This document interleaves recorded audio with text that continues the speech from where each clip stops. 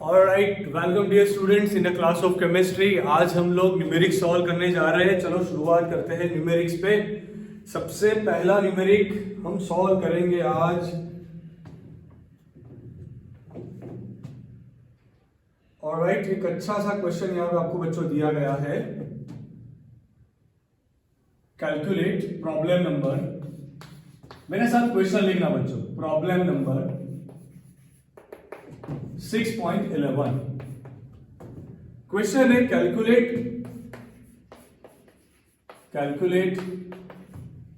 Delta G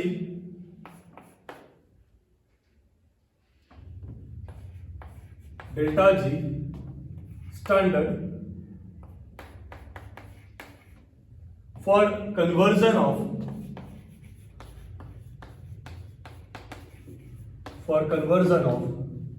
oxygen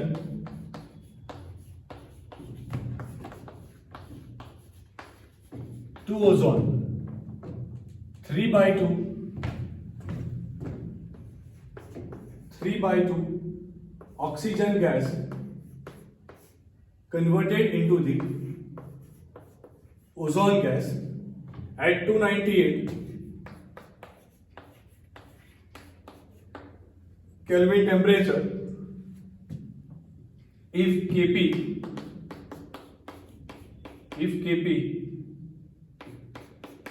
for this conversion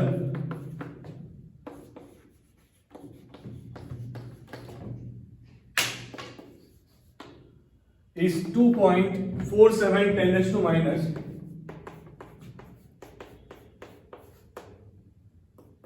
29। और एक question बच्चों यहां पे आपको दिया गया है, आपको पूछा गया है कैलकुलेट डेल्टा जी। आपको क्या कैलकुलेट करना है बच्चों? यहाँ पे डेल्टा जी कैलकुलेट करना है। तो एक इक्वेशन जैसे आप सब लोग जानते हो बच्चों, डेल्टा जी कैसे कैलकुलेट करोगे? So delta G is equal to minus R T L N K. ये फॉर्मूला होता है बच्चों जनरली। ओके, तो अब हम सॉल्व करेंगे कि कैसे कैलकुलेट करोगे। ऑलराइट, सो शुरू करते हैं। सबसे पहले delta G is equal to बनता है minus R T L N K. यहाँ पे एल एन बच्चों क्या है? एल एन है नेचुरल लॉग। अगर आपको नेचुरल लॉग से लॉग बेस 10 पे जाना हो तो आप क्या करोगे बच्चों?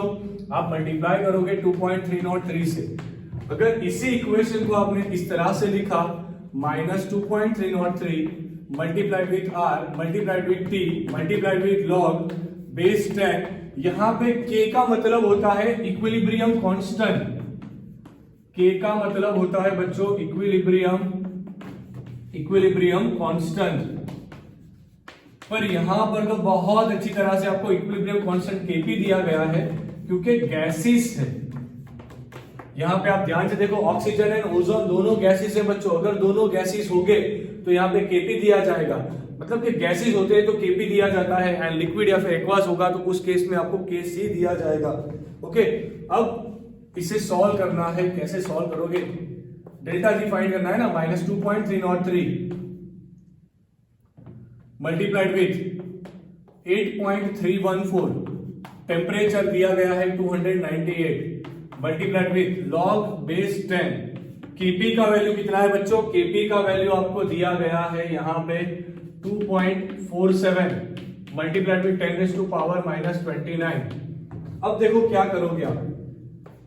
Minus 2.303 multiplied with 8.314 multiplied with 298 multiplied with in a bracket log base 10 2.47 plus log base 10 to power minus 29, इस तरह से लिखोगे। ओके, अब क्या करोगे? फिर से steps. Minus 2.303 multiplied with 8.314 multiplied with 298 multiplied with, अब इसका लॉग फाइंड करना है, वो हम कर लेंगे अभी। Minus 29 log base 10। ओके, अब 2.47 का लॉग फाइंड करना है ना। तो 2.47 का लॉग फाइंड करने की मेथड मैंने आपको बताई थी।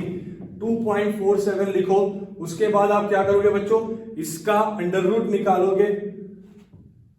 यहां पे मैं डायरेक्टली इसका वैल्यू निकाल देता हूं।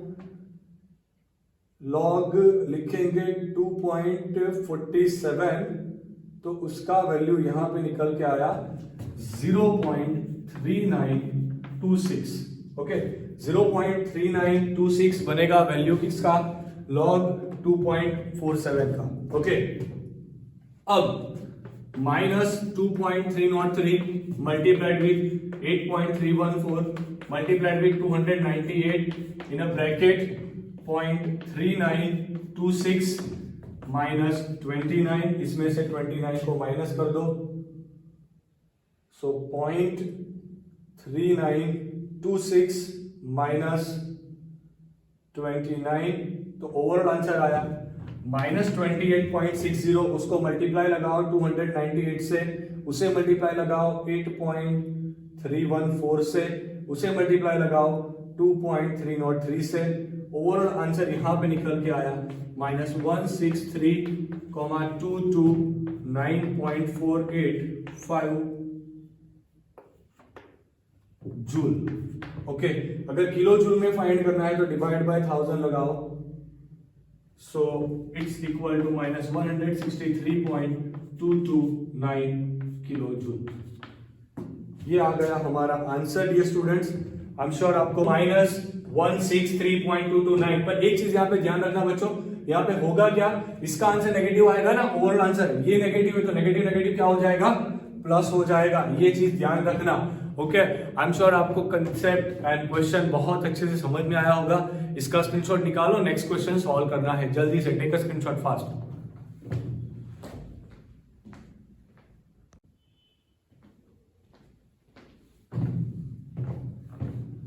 Alright dear students, so let's solve the next question. Next question exercise से है, एक्सरसाइज का क्वेश्चन नंबर 6.17। क्वेश्चन लिखिए मेरे साथ बच्चों। For the reaction at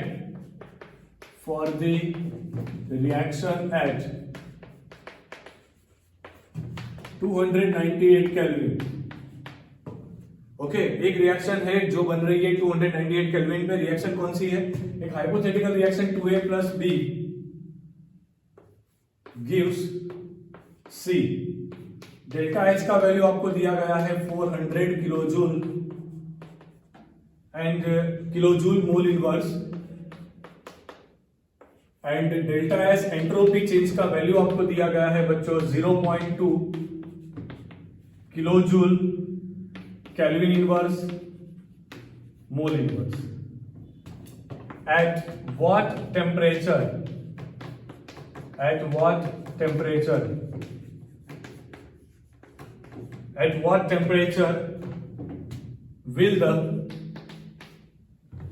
will the reaction become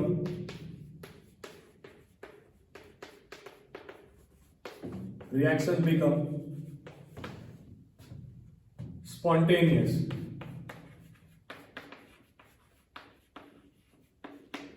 Considering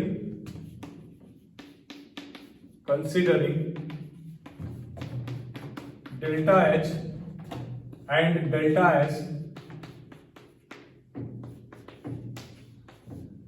to be constant over the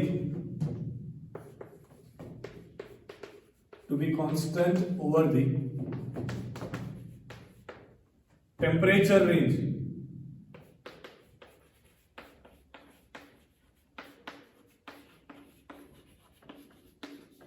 एक क्वेश्चन दिया गया है बच्चों, आपको इसे सॉल्व करना है। कैसे सॉल्व करोगे, लेट्स स्टार्ट, चलो सॉल्व करते हैं। एक क्वेश्चन है for the reaction at 298 kelvin 2A plus B gives C।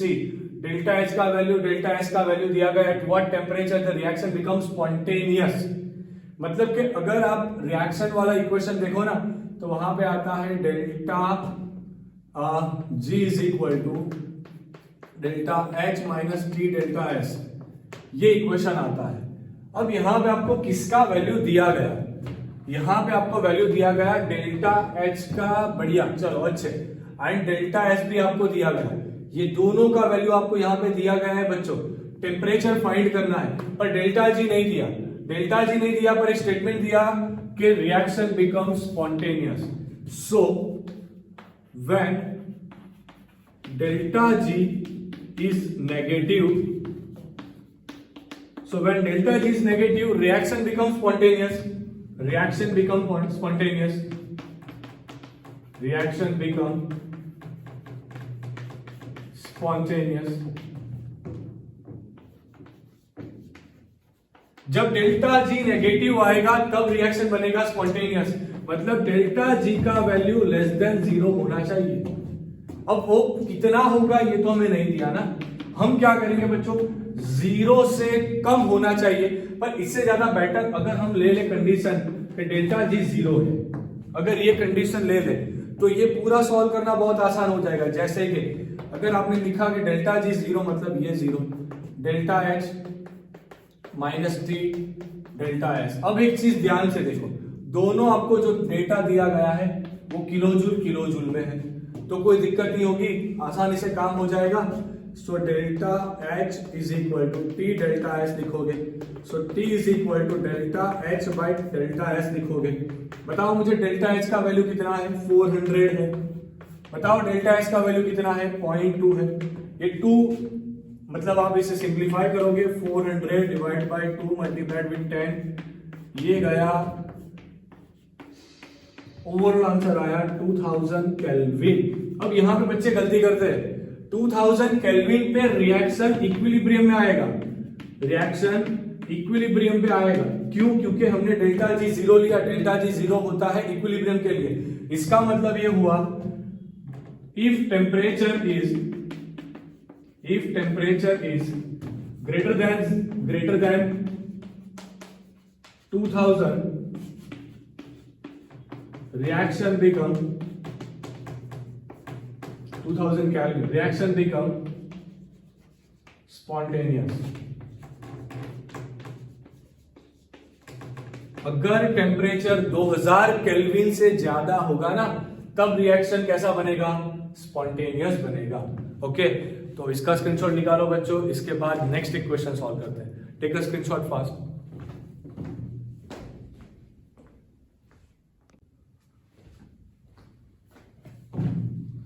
Alright dear students, so let's solve the next question। आज का लास्ट क्वेश्चन सॉल्व करते हैं। ओके, क्वेश्चन है बच्चों प्रॉब्लम नंबर 6.12। प्रॉब्लम नंबर 6.12, सब बच्चे मेरे साथ क्वेश्चन लिखेंगे। Find out the value of equilibrium constant, find out the value of equilibrium constant, find out the value of equilibrium constant for the following reaction।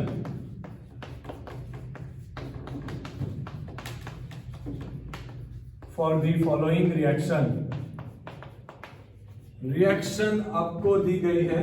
Okay, हाँ, temperature at 298 kelvin temperature, reaction है बच्चों 2NH3 gas, CO2 gas,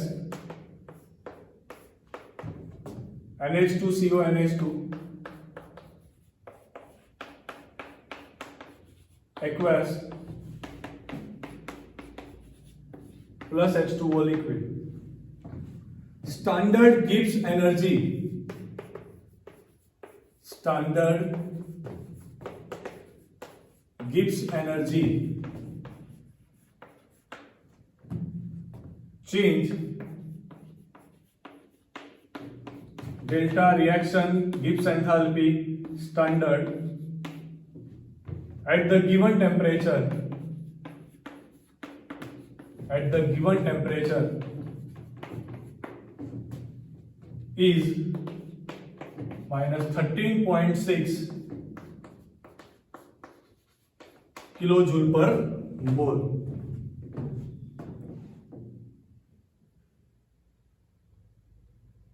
alright, done. चलो question solve करते हैं।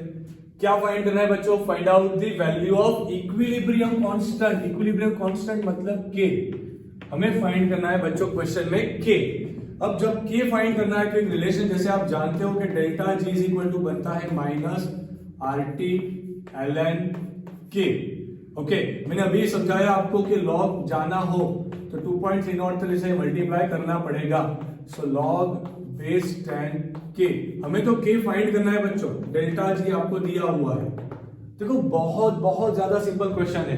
यहाँ पे एक चीज ध्यान रखना, ये फॉर्मूला यूरिया है,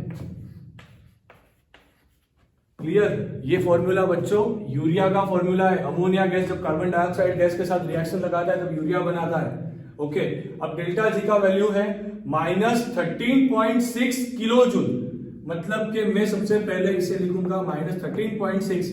ये जो डेटा है बच्चों ये किलो जूल में है। सबसे पहला डेल्टा स्टैंडर्ड रिएक्शन था, energy Gibbs energy 13.6 kilo joule per mole जो है उसे कन्वर्ट करना पड़ेगा जूल में, -13.6 10⁻³ जूल पर मोल आएगा। ओके, तो इसे डायरेक्टली एक काम कर दो, मल्टीप्लाई लगा दो, इसे डायरेक्टली मल्टीप्लाई लगा दो, 13.6 मल्टीप्लाइड विथ 1000 लगा दो, तो ये हो गया -13,600 जूल पर मोल। तो ये वैल्यू यहां पे रखो, तब डाउट्स कम हो जाएंगे, आंसर जल्दी आना शुरू हो जाएगा। 13,600 is equal to -8.314 multiplied with temperature आपको दिया गया है, टेम्परेचर रिएक्शन में टेम्परेचर आपको दिया गया है 298 केल्विन। तो इसका डेटा रखो 298 kelvin multiplied with 2.303 multiplied with log base 10 K. अब घबराना नहीं है बच्चों से, आपको सेज भी करो क्या, ये सारी वैल्यू को नीचे रख दो, -13,600 divide by -8.314 multiplied with 298 multiplied with 2.303 is equal to log base 10 K बनेगा ना। बढ़िया, अब देखो माइनस माइनस तो निकल जाएगा ना, तो ये हम निकाल देंगे। ओके, अब देखो 13,600 divide by 8.314 divide by 298 divide by 2.303 overall answer निकल के आया 2.38 is equal to log base 10 K. अब कई सारे बच्चे यहां से कंफ्यूज हो जाते हैं, पर आपको कंफ्यूज नहीं होना है बच्चों। आप क्या करोगे, taking antilog on both sides। ये चीज ध्यान रखना, जब भी आप लोगों को लॉग निकाल देना हो ना तो दोनों साइड पे एंटीलॉग दे देना। अगर दोनों साइड पे एंटीलॉग दिया बच्चों तो यहां पे आप लिखोगे antilog of 2.38 is equal to दी, एंटीलॉग लगाया तो लॉग निकल गया, एंटीलॉग लगाया तो लॉग निकल गया, तो यहां पे आएगा के। अब देखो एंटीलॉग ऑफ 2.38 कैसे फाइंड किया जाता है, ये जो पॉइंट के आगे वाला नंबर है उसे डायरेक्टली पावर में लिखो। पर ये चीज आप तभी कर पाओगे जब आपका एंटीलॉग फाइंड करने वाला जो नंबर है वो पॉजिटिव हो। ओके, नेगेटिव के लिए मेथड थोड़ा डिफरेंट रहता है, वो कभी और डिस्कस करेंगे। 0.38 का एंटीलॉग देखना है तो आपका टेक्स्ट बुक निकालो, टेक्स्ट बुक के पीछे जो लॉग टेबल दिया गया है या फिर अपने पास जो लॉग टेबल वाली बुक हो उसमें एंटीलॉग वाला टेबल निकालो, एंटीलॉग से 0.38 का वैल्यू देखो, वो आएगा 24, आपको लगाना है 2.4 मल्टीप्लाइड विद 10⁻², ये हो गया हमारा इक्विलिब्रियम कांस्टेंट के का वैल्यू। हम श्योर बच्चों आपको बहुत अच्छे से पूरा कंसेप्ट समझ में आ गया। ऑलराइट, देखो फिर से एक बार समझा देता हूं। थर्मोडायनामिक तभी समझ में आएगा जब आपको फर्स्ट लो, सेकंड लो, थर्ड लो, जेरोथ लो, वो सारी चीज रेडी होगी। मैंने कल जो सेशन दिया था वहां पे हमने जेरोथ पढ़ा था ना। जेरोथ क्या था, ए अगर बी के साथ थर्मोडायनामिक इक्विलिब्रियम में है, बी अगर सी के साथ थर्मोडायनामिक इक्विलिब्रियम में है, तो A and C indirectly thermodynamic equilibrium में हो गए। ये जेरोथ लो था। फर्स्ट लो क्या था बच्चों, फर्स्ट लो था delta U is equal to बनता है delta Q plus delta W, मतलब कि आप इसे U is equal to Q plus W भी लिख पाओगे। Alright, where U is internal energy, W is a work done, Q is a heat. ये हमारा फर्स्ट लो था। जेरोथ ये फर्स्ट। सेकंड में क्या था, कोई भी स्पॉन्टेनियस प्रोसेस में फाइनल एंट्रोपी जनरली बढ़ती है।